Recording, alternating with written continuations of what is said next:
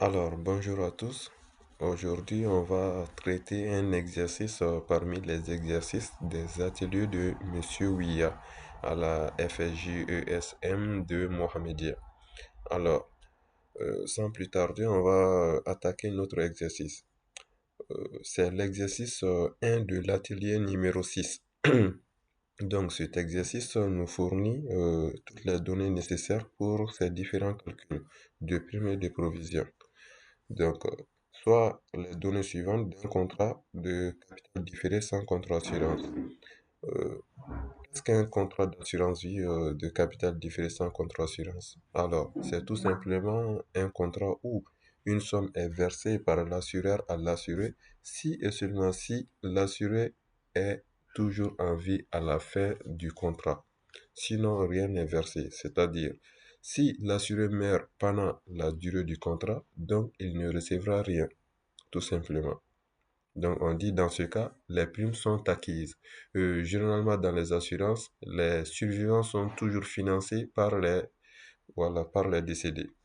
Donc, notre exercice nous a fourni ces données pour ces différents calculs. Alors, dans un contrat de capital différé sans contrat d'assurance, pour calculer les primes de ce contrat, on aura besoin de certaines commutations. Voici les principales commutations qu'on aura besoin à calculer pour calculer les primes et les provisions. Voici. Les commutations sont XP0, qui est la probabilité de vivre X années à partir de la naissance. On aura aussi à calculer la commutation DX. DX, c'est la probabilité actualisée de vivre une année à partir de la naissance. NX, c'est la probabilité actualisée cumulée de vivre de X à W, où W est voilà, la fin, la dernière cellule, tout simplement. Donc, on va essayer de mettre en pratique ça. XP0 égale SXT qu'on divise par XT et on fiche le dénominateur. Pourquoi on fiche le dénominateur? Parce qu'on a dit c'est la probabilité de vivre X années à partir de la naissance. Donc, c'est toujours divisé par voilà, la naissance. Voilà, la naissance est 1 million. Donc, égal. Donc, ça c'est XP0. Donc, maintenant, on calcule la commutation dx. Dx, c'est égal à quoi? C'est égal à XP0 qui est multiplié par 1 plus I, notre taux d'intérêt. I, c'est le taux d'intérêt. Voici I. On fige I, cette cellule, pour que ça ne bouge pas. Parce que c'est toujours multiplié par euh, 1 plus I. La puissance moins la puissance, voici à la puissance moins X. Voici. Donc c'est ça la formule. Ok. Maintenant, on va calculer la commutation NX. On a dit, qu'est-ce qu'on a dit à ce niveau? On a dit c'est la probabilité actualisée cumulée. Donc, qui dit cumulé dit, voilà, somme. Donc, dit également somme. Donc, égale somme de tout dx jusqu'à la dernière cellule. Et on fiche la dernière cellule. Voilà.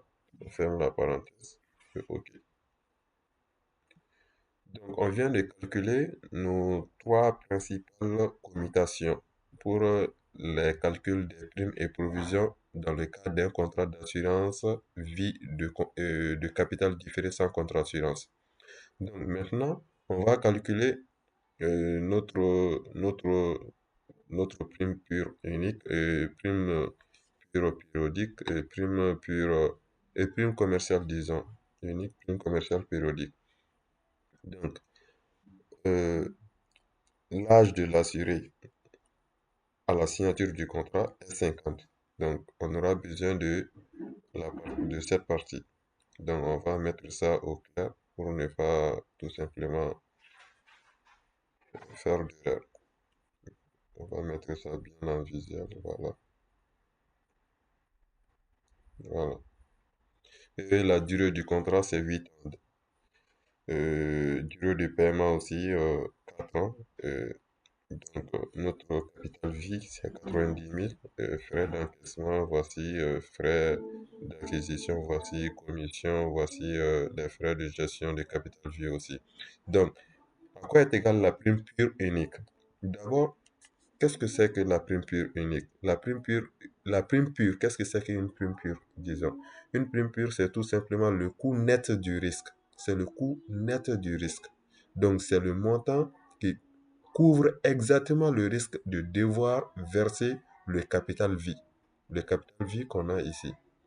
Donc, on va calculer ça. Prime pure unique égale quoi? Égale CV, c'est le capital vie, qu'on multiplie par dxn. Dx, voici. Voici dx. X, c'est 50. Donc, d50 plus n. Donc, d50 plus n. Notre n, c'est la durée du contrat, c'est 8 ans. Donc, d50 plus 8, ça fait d58. Donc, multiplié par d58, que divise par quoi? Par dx. Dx, c'est 2,50. Voilà. Donc, égal. Donc, ici, c'est égal à 49 255,24. C'est ça, le coût net du risque. Voilà. Le coût net du risque de devoir verser le capital vie de 90 000. Si l'assuré, si bien sûr, si l'assuré est toujours en vie à la fin du contrat. Donc, ça peut être unique, un paiement unique, ça peut être périodique. Donc, ça c'est unique, c'est un paiement unique, c'est-à-dire un paiement au début du contrat et ça fait. Maintenant, périodique, ça veut dire, voilà, donc par tranche, tout simplement. Ça veut dire de payer en plusieurs, voilà, d'effectuer plusieurs versements. Donc, pour périodique, on a dit cette durée de paiement P, c'est égal à 4 ans. Donc, prime pure périodique égale quoi? Égale CV, voici CV, voici les formules, multiplié par dx plus n. On vient de dire tout à l'heure, ça fait d58, euh, qu'on divise, on ouvre la parenthèse, c'est le dénominateur, on divise par le dénominateur. Le dénominateur, c'est nx moins nx plus p. Donc, nx, c'est n50. Voici n50. Voici, c'est la dernière colonne qui est nx. Donc, n50, voici, moins n5, nx plus p. Donc, n50 plus 4. Donc, n54 moins n54 égale. Voilà. Donc, notre prime pure périodique, c'est 13 683. En fait, les primes pures, c'est uniquement pour l'assureur, pour la bonne gestion même de ses activités. C'est uniquement pour l'assureur. L'assureur n'a pas, voilà, besoin de tous ces détails. C'est pour la bonne gestion de l'assureur qu'il calcule ses primes pures. Donc, prime commerciale. C'est quoi prime commerciale? Prime commerciale, c'est tout simplement le montant final que l'assuré va payer. Donc, en un mot, on peut dire seulement c'est le prix de vente du contrat. Voilà. Donc, c'est ça la prime commerciale. Donc, la prime commerciale égale à quoi? C'est toujours égal à la prime pure, plus maintenant les frais de gestion, voilà, de capital, voilà, plus les frais, tout simplement. Donc, vous pouvez constater ici, prime pure. Voici la formule CV fois dx plus n sur dx. On a ici CV fois dx plus n sur dx ici aussi. Donc, c'est tout simplement plus prime pure plus maintenant les frais. Donc, on va calculer la prime commerciale unique d'abord. Donc, c'est égal à 1 qu'on divise par, on ouvre la parenthèse, dx. C'est quoi dx? C'est 2,50. Voici 2,50. Voici l'âge des 50 multiplié par 1 moins la commission, 1 moins la commission, on ferme encore les parenthèses, ça c'est pour le dénominateur, multiplié par maintenant le numérateur. Le numérateur c'est quoi? C'est CV multiplié par les frais de gestion de capital vie, multiplié par nx moins nx plus n,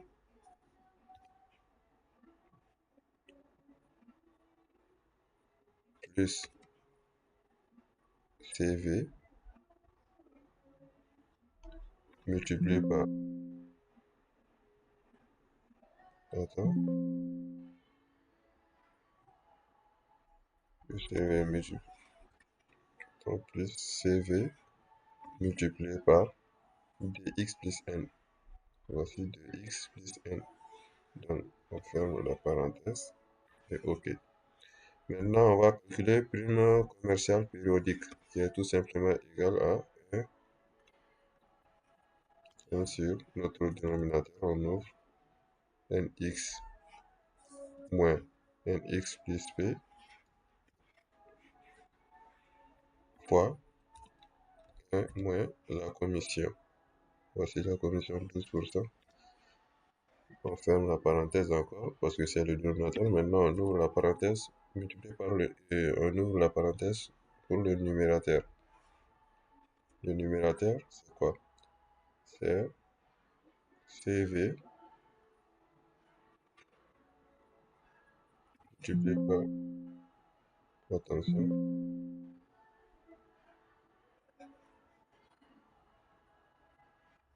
c'est CV multiplié par le frais de gestion de capital vie multiplié par nx moins nx plus n, on ferme la parenthèse, plus maintenant CV encore,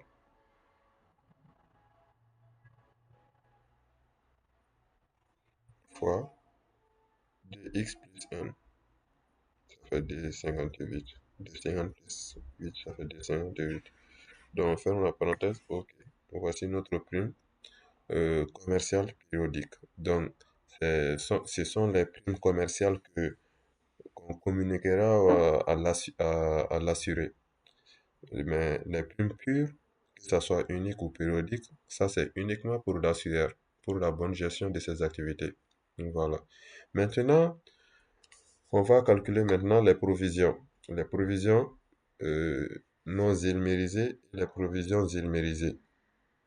Parce que dans l'exercice, on nous a demandé de calculer, voilà, calculer les provisions non ilmérisées et les provisions ilmérisées. VNZ, on peut encore appeler ça valeur nette 0. VZ, valeur 0. Voilà, de l'année de la signature du contrat, c'est ça, l'année 0. Voilà. Donc, la provision non ilmérisée, qu'est-ce que c'est?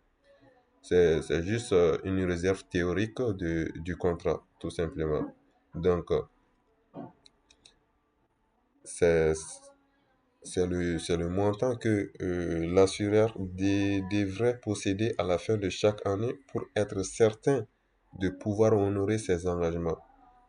Donc, en considérant uniquement le risque de l'intérêt, voilà, sans le frais.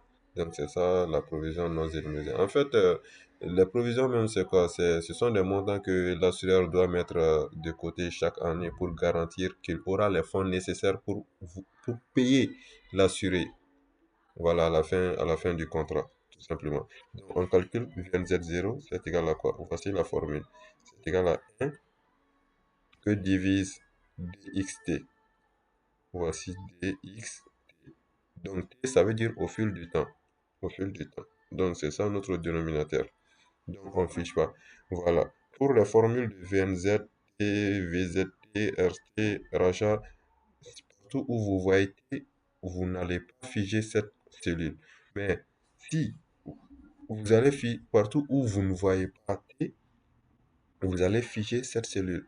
Et partout où vous voyez T, vous n'allez pas figer cette cellule. Vous allez comprendre avec cet exemple. Par exemple, dxt, vous voyez T, donc on ne va pas figer cette cellule. Maintenant, commission, P', NX plus P, CV, GCV, on va figer toutes ces cellules. Pourquoi? Parce qu'il n'y a pas T. J'ai mis T pour différencier là où on doit figer et là où on ne doit pas figer. Donc, s'il y a T, on ne fige pas. Mais s'il n'y a pas T, on va figer. Donc, dxt, il y a T. On va pas figer ça. Donc, maintenant, multiplié par, voilà, commission. où est la commission. Il faut surtout faire attention avec les parenthèses parce que, voilà, pour ne pas se tromper dénominateur ou numérateur. Donc ça, c'est notre dénominateur unique ici, c'est dxt, voici. Voilà. Donc maintenant, euh, sur dxt, maintenant, notre numérateur multiplié par la commission. Voici la commission. On fige. Pourquoi on fige? Parce qu'il n'y a pas T. On n'a pas mis T en indice ici. Commission. Donc on fige. Donc moins 1 multiplié par P'. Pourquoi P'? Parce que c'est l'exercice même qui nous a dit de calculer avec P'. Voilà. Sinon, parfois, on peut dire de calculer avec Pi', avec la prime commerciale unique. Donc, ça dépend de l'exercice. Donc, maintenant, on fige Pi' parce qu'il n'y a pas T en indice. Voilà. Donc, maintenant, on multiplie encore par NXT. Voici NXT.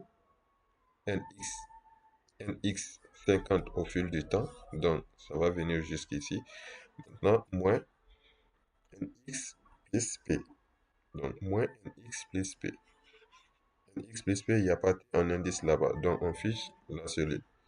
On ferme la parenthèse. Voilà. Plus encore CV. Voici CV, il n'y a pas T en indice. On fiche la cellule. Multiplié par les frais de gestion du capital. On fiche parce qu'il n'y a pas T en indice. Multiplié par xt moins nx plus n. Voici nx. Nx t moins nx plus n. On fiche parce qu'il n'y a pas T en indice. On a dit nx plus n. On n'a pas dit nx t plus n. Voilà. Ou nx nt. Donc maintenant, on ferme cette parenthèse. Voilà. Plus encore cv. Le capital V. On fiche parce qu'il n'y a pas T en indice. Multiplié par dx plus n. Dx plus n, on fiche parce qu'il n'y a pas T en indice. Dx plus n, c'est d58 tout simplement. On fiche parce qu'il n'y a pas T en indice. Et on ferme la parenthèse et OK. Généralement, euh, la date de la signature du contrat, il y a pas de provision non illimitée. Pourquoi? Tout simplement parce que c'est la date de signature du contrat. Donc, il n'y a pas eu, voilà, il n'y a rien pour le moment. Donc, on copie la formule jusqu'à la première année après la durée du paiement. Jusqu'à la première année après la durée de paiement. La durée de paiement, c'est 4 ans. Donc, jusqu'à la première année après la durée de paiement. Et on fait une modification. On fait quelle modification? On va venir voir la formule. Et à partir du premier plus du numérateur, donc on va effacer tout ça. Voilà. Parce que ça là, on a mis, comment dire, en jeu la périodicité, la durée de paiement. Donc la durée de paiement est terminée. Donc on enlève cette partie et on fait OK. Donc maintenant, c'est cette formule qu'on va recopier jusqu'à la fin de l'année. Et ça doit, voilà. Et ça doit être égal, voilà, au capital V. Pourquoi? On verra tout à l'heure. Pourquoi? Donc maintenant, on calcule encore VZ. La valeur 0 ou la provision zilmérisée, c'est VZ0. Donc VZ0 égale quoi? Voici égale VMZ. On, on voit T ici, donc on ne va pas figer la cellule. Moins les frais d'acquisition. Voici les frais d'acquisition. Il y a pas T en indice ici, donc on va figer cette cellule. Voilà. Donc multiplié par P', voici. Il n'y a pas T en indice, on fige. Voilà. Donc, multiplié par encore, il y a une fraction. Donc, on peut ouvrir une seule parenthèse ou deux. Moi, je préfère deux pour mettre en évidence tout. Donc, nxt. Donc, on a t, on va pas figer. Nxt moins quoi? Moins nx plus p. Donc, nx plus p. Voici. Donc, on va figer la cellule. Pourquoi? On va figer la cellule parce que tout simplement, il n'y a pas t en indice. Donc, on ferme la parenthèse du numérateur et on divise par quoi? On divise par dxt. Voici dxt. Donc, dxt, il y a t, on ne va pas figer. dxt. On va pas figer. On ferme la parenthèse. Voilà, on ferme encore la parenthèse. Surtout maintenant, ok. Généralement, la première année de la provision zilmérisée est inférieure à zéro. Pourquoi? Parce que tout simplement, l'entreprise ou l'assureur a déjà engagé des frais d'acquisition. Donc, ce sont ces frais d'acquisition qui sont là. Parce qu'il a déjà déboursé euh, l'argent pour faire la publicité, pour souscrire les gens. Voilà. Donc, c'est pourquoi ce montant, la première année, la date de la signature du contrat, la provision zilmérisée est toujours tout simplement négative. Voilà. Donc, on va copier la formule comme la fois dernière, jusqu'à la première année après, jusqu'à la première année après la durée du paiement. Voilà. Donc, maintenant, on va enlever cette partie, la prime périodique, parce que c'est la prime périodique. Donc, on va enlever cette partie. La périodicité est terminée, 4 ans est déjà fini. Voilà, c'est pourquoi on a supprimé ça et on fait égal. C'est cette formule maintenant qu'on va copier pour le reste de la durée du contrat. Voilà. Donc vous pouvez constater cette cellule et cette cellule sont toujours égales au capital vie. Dans le cas du contrat de capital différé. Parce que ça dépend des contrats. Il y en a des contrats où ça doit pas être égal. Parce que, voilà, ça dépend du contrat. Mais dans le cas d'un contrat d'assurance vie de capital différé, la dernière VNZ, la dernière provision non zénumérisée et la dernière provision zénumérisée doivent être toujours égales au capital vie. Voilà. Donc maintenant, comme vous pouvez le constater, au fil du temps, euh, la provision zilmérisée augmente. Au fil du temps, la provision zilmérisée augmente. Alors, pourquoi ça augmente? Parce que tout simplement, l'assureur continue de payer la prime commerciale, comme c'est par période. Donc, continue de payer la prime commerciale qui couvre les frais. Quels frais? Les frais d'acquisition, tout simplement. Et le capital sous risque diminue. Voilà. Donc, à l'échéance, c'est-à-dire à la dernière année, à la fin du contrat, la huitième année ici, donc VNZ 8 et VZ8 doivent être égaux au capital V, qui est 90 000 ici, car le risque est réalisé et la réserve doit être tout simplement complète. Donc, c'était un peu ça que notre exercice part. Voilà. J'espère que vous avez bien compris cet exercice. S'il y a des questions, n'hésitez pas. Merci beaucoup et à la prochaine fois, à la prochaine séance ou au prochain exercice.